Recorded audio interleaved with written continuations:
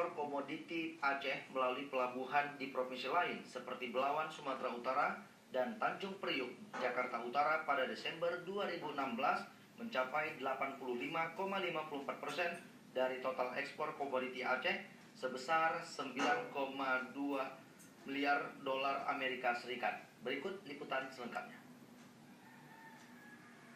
Terdapat beberapa komoditi asal Aceh yang masih diekspor melalui pelabuhan di provinsi lain seperti kopi dan karet. Jika dibandingkan dengan Desember 2015 secara tahunan, ekspor menurun 14,46% melalui pelabuhan di Aceh.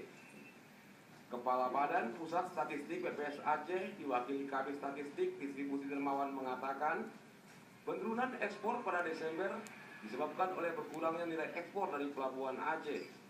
Menurut Dermawan, untuk ekspor komoditi, meski volumenya sedikit dibandingkan 2015, masih terbantu karena nilai ekspornya meningkat melalui pelabuhan di provinsi lain. Hal ini menandakan bahwa secara kuantitas belum begitu banyak ekspor komoditi Aceh di pasar internasional. Itu kita hanya sekitar 14,46% nilai ekspor yang dari pelabuhan Aceh. Jadi sisanya itu 85% itu lewat Sumatera Utara nilainya. Iya.